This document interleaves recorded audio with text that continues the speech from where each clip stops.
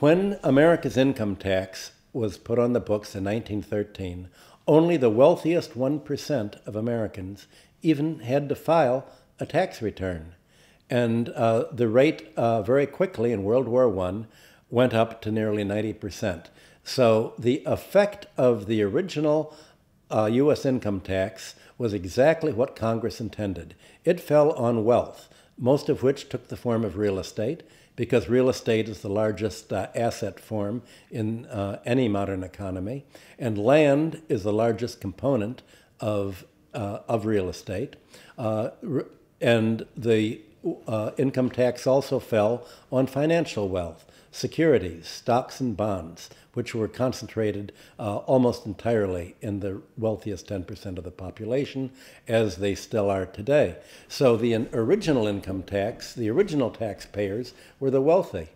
But under the last 100 years, almost 100 years, you've had the wealthy classes and their lobbyists for finance, real estate, and insurance chip away at the tax code, introduce small print, and change the tax system so the taxpayers are no longer the wealthy property owners, no longer the financial investors. It's labor and industry, but primarily labor. So you've had a huge tax shift onto the lower wealth brackets today that have maybe 20% of the wealth pay the great bulk of the income tax.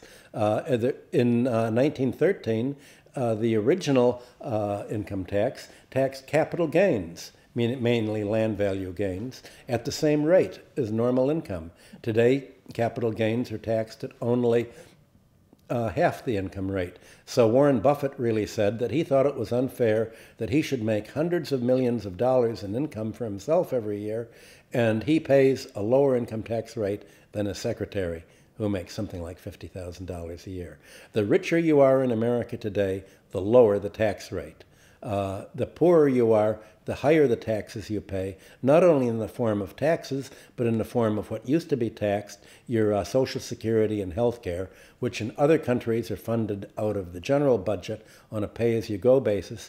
Today, this money is put aside in savings and invested in Treasury securities so that the government has enough money taken from the low, the workers, so that they can afford to cut taxes on the higher brackets. Because the cutoff of Social Security tax and health tax today is $102,000 per year.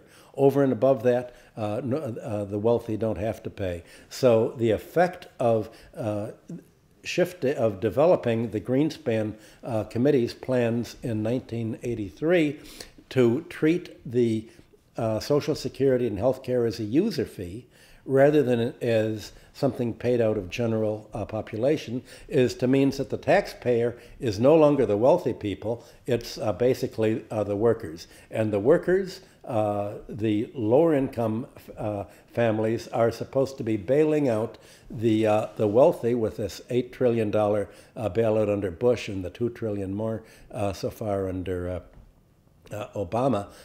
This is a fiscal polarization of the economy to reinforce the financial polarization of the economy that's taken place over the last 5 years under the Greenspan bubble.